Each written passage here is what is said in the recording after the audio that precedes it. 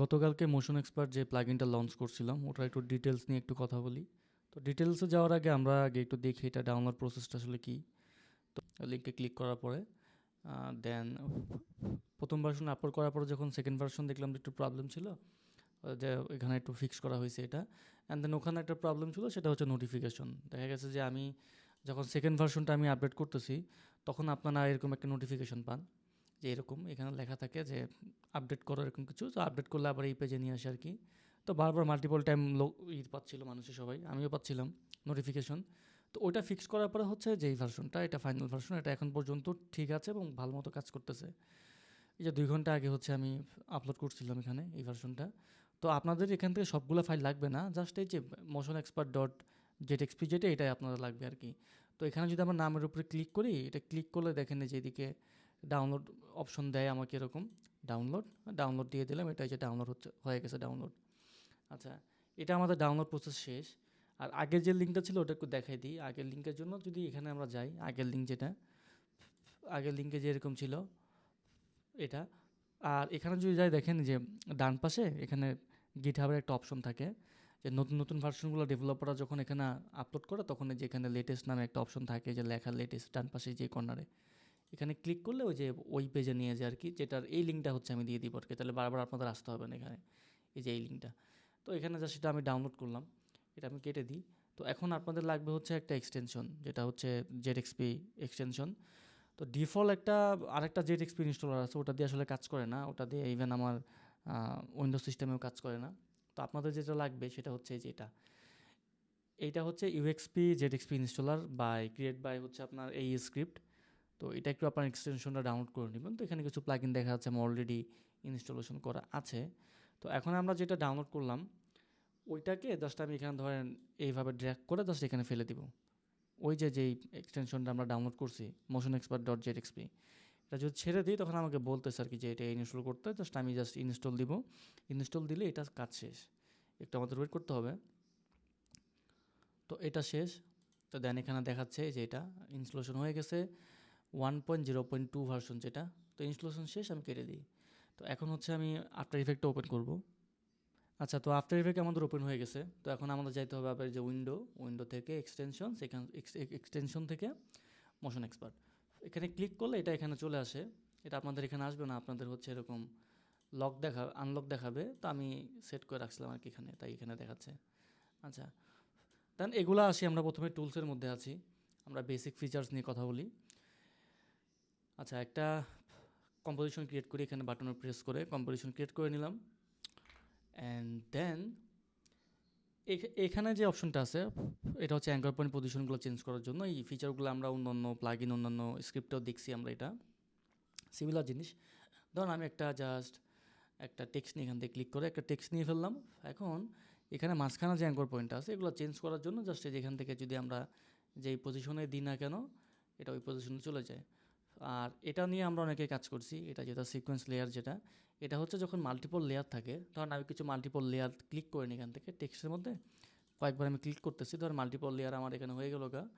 তো এখন আমি যদি চাই যে এগুলোকে একটার পর একটা লেয়ারের উপরে আমি সেট করব, ধরেন 5 ফ্রেম পর পর, তো আমি জাস্ট এখানে ফ্রেম দিয়ে দিব 5, ধরেন 5 ফ্রেম দিয়ে দিলাম এখানে। আর স্টেপ হচ্ছে ওয়ান স্টেপ, মানে হচ্ছে এখানে প্রতিটা লেয়ারকে হচ্ছে স্টেপভাবে কাউন্ট করা হয়। তো স্টেপ যদি 1 থাকে, তো 1 থাকে তাহলে 1 দিয়ে আমি চাচ্ছি একটার উপর একটা এরকম এরকম করে হবে 5 ফ্রেম পর পর।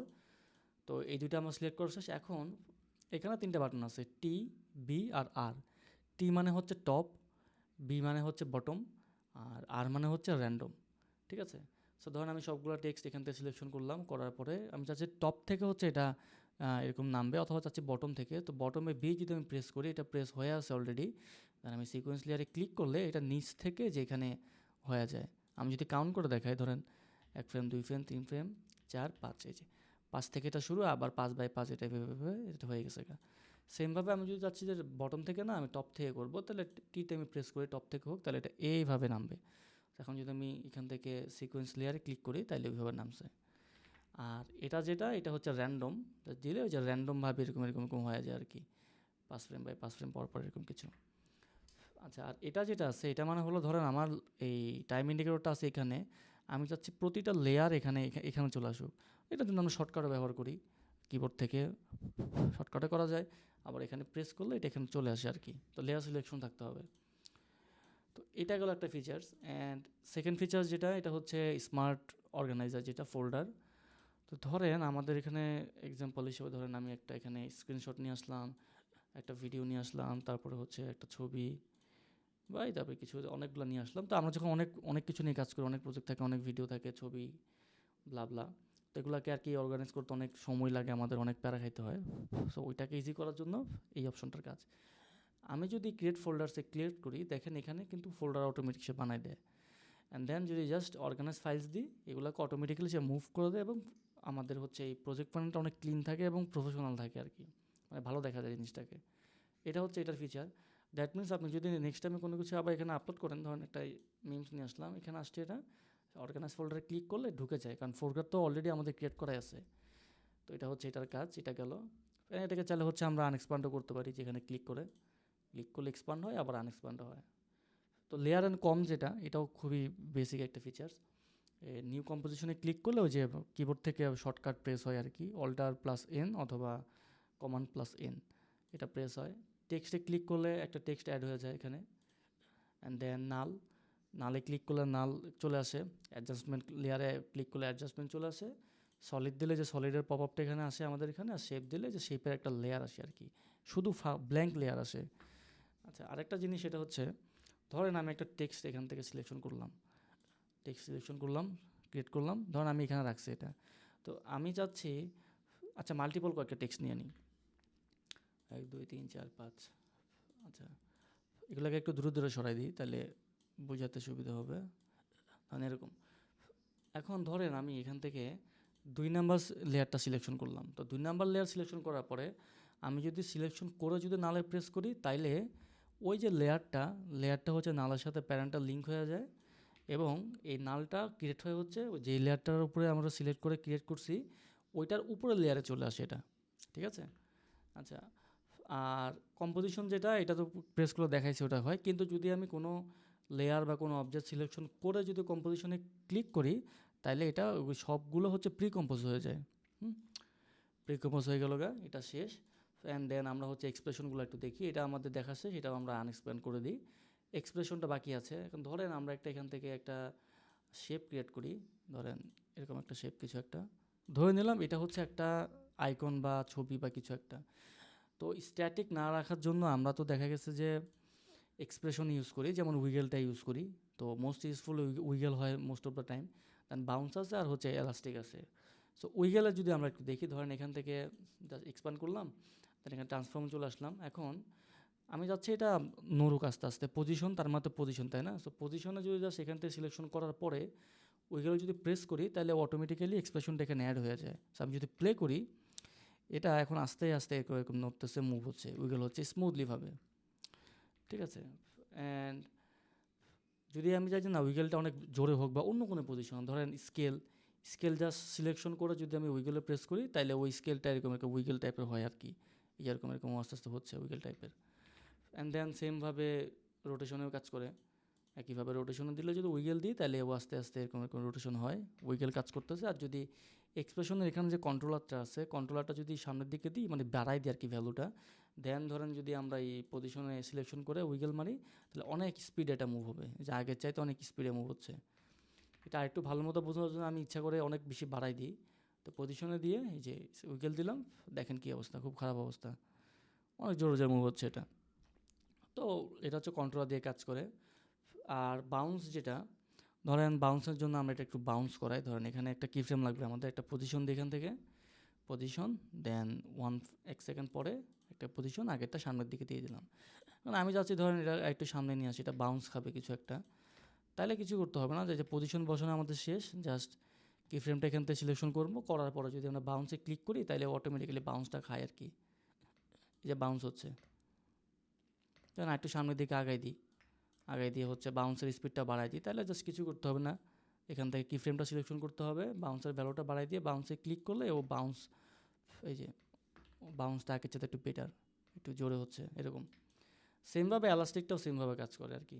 তো জাস্ট এখানে ধরলাম, ধরার পরে এলাস্টিকটা জাস্ট ক্লিক করলে এখান থেকে কি ফ্রেম সিলেকশন করার পরে, দেন এই যে এলাস্টিকটা এই যে এরকম হয়, তো এখন অনেক স্লো হচ্ছে, বাড়াতে যাচ্ছি, জাস্ট ভ্যালুটা বাড়াই দিই, কি ফ্রেম সিলেকশন এখান থেকে আসে, এলাস্টিকে প্রেস করলাম, এটা অনেক স্পিড হবে, এই যে অনেক স্পিড, এই যে ভালোই লাগতেছে। আচ্ছা, এটা আমি ডিলিট করে দিলাম এখান থেকে। আমি একটু কাজ করি, সেটা হচ্ছে, হ্যাঁ এটা তো বড়ই আছে মনে হয়, ঠিক আছে এটা বড় থাকুক, লেয়ার প্যানেল। অ্যান্ড আমাদের এই ফিচারগুলো দেখা শেষ, আনএক্সপ্যান্ড করে দিই। আমরা চলে যাই হচ্ছে ক্যাপশন এক্সে। ক্যাপশন এক্সে হচ্ছে মোস্ট ইম্পর্টেন্ট এবং মোস্ট ইন্টারেস্টিং ফিচার। তো ক্যাপশন এক্সে গেলাম, যাওয়ার পরে এখানে আমাদের একটা এসআরটি ফাইল আপলোড করতে হবে আর কি। তো আমার কাছে একটা এসআরটি ফাইল বানানো আছে। তো এসআরটি ফাইলটা হচ্ছে আমার যেখান থেকে যে সিলেকশন করে এখান থেকে আপলোড করতে পারি, অথবা আমরা যদি এখানে ড্র্যাগ করে ফেলে দিই এসআরটি ফাইলটা এই যেরকম, তাহলে এটা অটোমেটিক্যালি এখানে নিয়ে নেয়। তো এসআরটি ফাইল আমাদের এখানে আপলোড হয়েছে, এখন আপলোড ডান, এই যেখানে দেখতে পাচ্ছি এরকম এসআরটি ফাইল। এখান থেকে চাইলে ক্লোজও করতে পারি, সো যেহেতু ক্লোজ করে দিছি, সো আবার নিয়ে আসি।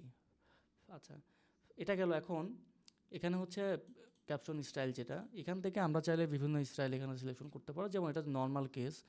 নর্মাল কেস বলতে হচ্ছে এসআরটি ফরম্যাটের মধ্যে যেরকম স্টাইলটা আছে ওই সেম আসবে, কোথায় বড় হাতের টেক্সট কোথায় ছোট হাতের টেক্সট, এটা এরকমই আসবে নর্মাল। যেটা আপার কেস মানে আমরা তো জানি অল ক্যাপস যেটা, আর লোয়ার কেস মানে হচ্ছে সবগুলো ছোট হাতের, আর ক্যাপিটালাইজ এটা মানে হচ্ছে যে প্রত্যেকটা ওয়ার্ডের প্রথম অক্ষরটা বড় হাতের হবে আর কি। তো ধরেন আমি চাচ্ছি যে প্রত্যেকটা অক্ষরে মানে প্রত্যেকটা ওয়ার্ডের প্রথম অক্ষর যেটা সেটা বড় হাতের হোক, সিলেকশন করে দিলাম।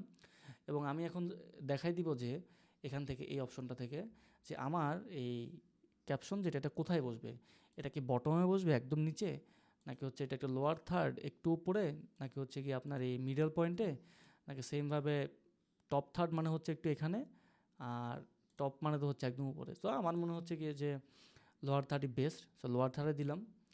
তো এখন আমাদের ক্রিয়েট করতে হবে। তো ক্রিয়েট ক্যাপশনে ক্লিক করার আগে একটা ফিচার্স দেখায় এখানে, অ্যাড প্রিসেট যেটা, এটা নিয়ে এটা আর কি। তো আমরা যদি ক্রিয়েট ফিচারে ক্লিক করি, তাহলে এখন আমরা সেখানে একটা উইন্ডোজ দেখতে পাই। এখানে দেখেন, এখানে ডিফল্ট কিছু টেক্সট অ্যানিমেশন দেওয়া আছে প্রিসেট। তো এইগুলা জাস্ট সিলেক্ট করে অ্যাপ্লাই করতে পারি, তাহলে ওই অ্যানিমেশন যেটা টেক্সট অ্যানিমেশন প্রিসেট যেটা এখানে আছে ওইটা সহ ক্যাপশনটা অ্যাপ্লাই হবে। আবার যদি অ্যাপ্লাই উইথাউট অ্যানিমেশন দিই, তাহলে অ্যানিমেশন ছাড়া জাস্ট টেক্সটটা বসে যাবে। আর এই যে ফিচারটার কথা বললাম, এই বাটনে ক্লিক করে যদি আপনারা কোনো ওই যে ডাবল এফএক্স প্রিসেট নিয়ে আসেন, তাহলে এটা এখানে সেভ থাকে। আমরা একটু ভিতরে যাই, এটা যে নিচে সেভ থাকে। আর এটা যেহেতু ডিফল্ট এগুলা, তাই এগুলা কাটা যাবে না। বাট আপনি যদি চান এটা অ্যাপ্লাই করছেন, পরে আপনি এখান থেকে ক্লোজও করতে পারবেন। তখন আমি এটা ক্লোজ করে দিলাম। তো এখন ধরেন আমরা প্রথমে একটা টেস্ট করি যে এটা এটা আদৌ কাজ করে কিনা। ধরেন আমি চাচ্ছি যে অ্যাপ্লাই উইথাউট অ্যানিমেশন করি, আমরা কোনো অ্যানিমেশন চাচ্ছি না দিতে আর কি। তো যদি অ্যাপ্লাই উইথাউট অ্যানিমেশনে ক্লিক করি, এটা অটোমেটিক্যালি সবগুলো টেক্সট এখানে বসে যায়। হ্যাঁ বসতেছে। সো আমি যদি এখান থেকে নিচ থেকে যদি প্লে দিই, তাহলে যেরকম ক্যাপশন হচ্ছে জাস্ট অ্যাড হয় উইথাউট অ্যানিমেশন। আর আমরা যদি আবার এখানে যাই, আর ডেটা কিন্তু সেভ থাকে এখানে, যেটা এটা জাস্ট পরে কেটে দিব আর কি, থাকুক, বারবার আমাদের এসআরটি ফর্মুলা আপলোড করতে হবে না। আবার সেমভাবে ক্রিয়েট ক্যাপশন দিলাম, এখান থেকে আমরা সিলেক্ট করবো যে কোন ক্যাপশনটা দেবো। দেখেন এটা দুইটাই কিন্তু সিমিলার, কিন্তু এখানে ডিফারেন্টটা হচ্ছে প্রত্যেকটার নিচে দেখেন এল লেখা আছে, এল আর এস। এখানে দেখেন টিপ দেওয়া আছে যে যেটার সাথে হচ্ছে এল লেখা, এটা হচ্ছে আমরা অনেক বড় ওয়ার্ডের ক্ষেত্রে ইউজ করি। ধরেন একটা লাইনের মধ্যে 5-6টা ওয়ার্ড আছে, তো সেই ক্ষেত্রে এটা একটু বড়, তো ওইখানে হচ্ছে আমরা এলটা ইউজ করবো। আর যদি ছোটো ছোটো ক্যাপশন হয়, ছোটো ছোটো যেটা আমরা ওই এসআরটি ফরম্যাটের মধ্যে থাকবে, আমরা যা প্রিমিয়ার প্রো থেকে নিয়ে আসি না এসআরটি ফরম্যাট, যে কতটা ওয়ার্ড হবে এরকম, তো যদি ছোট হয় তখন আমরা যে এস ইউজ করবো। এসে প্রেস করলাম, জাস্ট সিলেকশন হয়ে গেছে এটা। এবং এখান থেকে যদি আমরা অ্যানিমেশন অ্যাপ্লাই অ্যানিমেশনে ক্লিক করি, তাহলে ও হচ্ছে আবার সবগুলো অ্যাপ্লাই হচ্ছে এরকম। তো এটা হোক, শেষ হলে দেন হচ্ছে আমরা আবার দেখাই প্রথম থেকে। তো এখানে আসলো, এখান থেকে এখন যদি আমরা প্লে করি, তাহলে এই যে অটোমেটিক্যালি এসআরটি ফাইল থেকে ক্যাপশন জেনারেট তো হয়েছেই, অ্যান্ড অ্যানিমেশন আছে এখানে। আচ্ছা ধরেন এখন আমি চাচ্ছি, বা আমার ক্লায়েন্ট বলছে যে তুমি ওই একটা ওয়ার্ড আছে ওখানে তুমি ভুল লিখছো, ওটা চেঞ্জ করে দাও, কিন্তু ক্লায়েন্ট আমাকে টাইম স্পেন্ড বলে নাই, মানে কত সেকেন্ড বা কত ফ্রেম এটা বলে নাই। এখন ধরেন সে বললো যে আমি এখানে একটা মোশন এক্সপার্ট নামে একটা ওয়ার্ড আছে, তো আমি চাচ্ছি যে মোশন এক্সপার্টের মধ্যে একটা স্পেস বসাবো। এখন আমার তো এখান থেকে খুঁজতে হবে যে ওয়ার্ডটা কোথায় আছে। তো ওইটার জন্য টাইম সেভিংয়ের জন্য যেটা করবো আমি, যে এখানে যদি চলে আসে দেখেন এডিট ক্যাপশনসে ক্লিক করলে ক্যাপশন এডিটের জন্য এখানে একটা পপ আপ উইন্ডো আসে আর কি। তো এখানে যদি আমি লিখি ধরেন মোশন এক্সপার্ট, দেখেন মোশন এক্সপার্ট নামে দুইটা ওয়ার্ড আছে আমার এখানে, এই একটা। তো আমরা যদি চাই যে এটা কত সেকেন্ড, এই যে ধরেন 4 সেকেন্ড এত ফ্রেম, তো 4 সেকেন্ডে যদি আমরা ক্লিক করি ও আমাদের টাইম ইন্ডিকেটর অটোমেটিক চলে আসছে। বা দেখা যাচ্ছে না কেন, কারণ হচ্ছে এটার আগে তো অ্যানিমেশন ছিল, তাই না? এটার জন্য এটা দেখা যাচ্ছে না আর কি। তো একটু সামনের দিকে আগাই, তো এটা হচ্ছে এই ওয়ার্ডটা। তো আমি যাচ্ছি যে ধরেন মোশন এক্সপার্টের মধ্যে আমি একটা স্পেস দিব এক্সের আগে।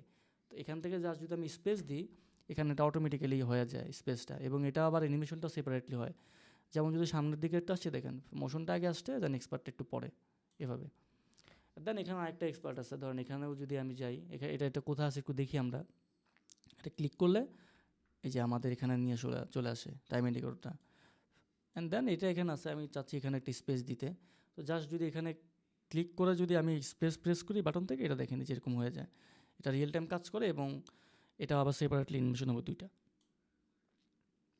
তো আমার সব কিছু শেষ, আমি হয়তো ডান এডিটিং দিতে পারি অথবা এটা ক্লোজও করতে পারি, ওই একই জিনিস। তো এটা হয়ে গেল গা। আর সেটিংসে যদি আমরা একটু যাই, সেটিংসে বেশি কিছু নাই, জাস্ট এই যে এখান থেকে কালারগুলো চেঞ্জ করতে পারি। মানে এখন তো এই যে ইয়েলো কালার দেখা যাচ্ছে, আমি যদি রেড কালার করে দিই তাহলে এটাও রেড কালার দেখায়। এবং এখানে যে বাটনগুলো আছে সবগুলাই লাল টাইপের আর কি, যেগুলো সব রেড। এটা হচ্ছে এটা। আর এটা একটা টিউটোরিয়াল ভিডিও আছে, এটাতে ক্লিক করলে ইউটিউবে চ্যানেল নিয়ে যায়। ওই যে ইংলিশ যে টিউটোরিয়াল ছিল ছোট এআই দিয়ে, ওটা আর কি এখানে অ্যাড করা। আর টুলসের মধ্যে আরেকটা জিনিস আমি এক্সপ্লেন করতে ভুলে গেছি গা, সেটা হচ্ছে ধরেন এক্সপ্রেশন তো মাত্র 18টা আছে এখানে, কারণ আমার তো আরও এক্সপ্রেশন দরকার হতে পারে কাস্টমলি। ওইটা কীভাবে, ওইটা আমি ইজিলি বানাতে পারবো। ধরেন আমি এখান থেকে একটা ছোট্ট একটা জাস্ট একটা এরকম কিছু একটা নিয়ে নিই। এটা নিলাম, তো ধরেন আমি এখানে একটা অপাসিটি নিয়ে একটু ঘাটাঘাটি করি। ধরেন অপাসিটি, দেন হচ্ছে এখানে 1 সেকেন্ড একটা অপাসিটি দিলাম কি ফ্রেম, এবং 2 সেকেন্ড একটা কি ফ্রেম দিলাম। মাঝখানে কি ফ্রেমটা হচ্ছে আমি এরকম অফ করে দিলাম। তাহলে এটা কী দাঁড়াইলো, একবার কম থেকে বাড়বে, মানে বেশি ছিল 100 থেকে 0 হবে, 0 হয়ে আবার 100 হবে, এরকম। এখন আমি চাচ্ছি এটা পুরোপুরি তুলে থাকুক। সো আমাদের তো একটা এক্সপ্রেশন আছে না, লুপ আউট। কারণ আমি এখানে লিখতেছি loop out, just loop out লিখে দিলাম এখানে। তাহলে এখন তো অটোমেটিক চলে থাকবে, এই যে দেখেন স্পেস দিচ্ছি এখান থেকে, অটোমেটিক চলে থাকছে। তো এটার নাম কি, এটা হচ্ছে লুপ আউট। এটা আমার দরকার, এখন আমি চাচ্ছি এটা সেভ করতে। তখন কীভাবে করব, জাস্ট এই যে এখানে এই অপাসিটি যেটা ছিল এটা সিলেকশন করলে তো কিফ্রেম সহ সিলেকশন হয়। অ্যান্ড দেন এখান থেকে হচ্ছে যে প্লাস আইকন যেটা আছে, প্লাস আইকনে ক্লিক করব। প্লাস আইকনে ক্লিক করলে আমাদের এখানে একটা উইন্ডো আসে। উইন্ডোর ধরুন আমি নাম দিয়ে দিলাম লোপ, জাস্ট লোপ নাম দিলাম। দেওয়ার পর যদি আমি এখান থেকে সেভ দিই, তাহলে দেখেন এখানে একটা অটোমেটিক্যালি বাটন চলে আসছে এখানে, যে লুপ। এটাকে যদি আমি আবার ধরেন এখান থেকে আমি এটা ফেলে দিলাম, দেন নতুন করে বানালাম, যেখানে শুধুমাত্র কি ফ্রেমটাই আছে আর কি আমার এখানে, শুধু কি ফ্রেম। আগের এক্সপ্রেশনটা আমি মুছে দিলাম এখানে শর্টকাটে, দেন এখানে নাই কিছু। তো কী করবো এখন থেকে, জাস্ট এখানে জাস্ট এটা ধরবো, অপাসিটিতে ক্লিক করে সিলেকশন করার পরে লুপে জাস্ট ক্লিক করে দেবো। ক্লিক করলে যে দেখেন এক্সপ্রেশনটা বসে গেছে এখানে, তো এখানে এটা অটোমেটিক্যালি কাজ করবে। এবং আপনারা চাইলে এখানে মাল্টিপল এরকম বানাইতে পারবেন, এখানে থাকবে এগুলা। তো ওটা অনেক ইজি এরকম। তো যাদের এক্সট্রা অনেকগুলো এক্সপ্রেশন লাগে তারা চাইলেই কাস্টমলি এখানে অনেকগুলো বানাইতে পারবেন। ইভেন এখান থেকে যদি না লাগে কখনও, এখান থেকে জাস্ট ক্রস করে কেটেও দিতে পারবেন, ইজি। তো এই ফিচারগুলোই ছিল আপাতত, আর কিছু নাই। বাট ইন দ্য ফিউচারে প্ল্যান আছে আরও কিছু অ্যাড করার। তো আমি যদি ওগুলো অ্যাড করি, আপনারা হচ্ছে এখান থেকে ওই নোটিফিকেশান পাবেন, এই যে এরকম কোনো কিছু যদি আমি আপডেট করি গিটহাবে, এরকম আপনার নোটিফিকেশন পাবেন। দেন জাস্ট আপডেটে ক্লিক করলে আপনারা ওই যে আমার গিটহাবের ওখানে চলে যাবেন।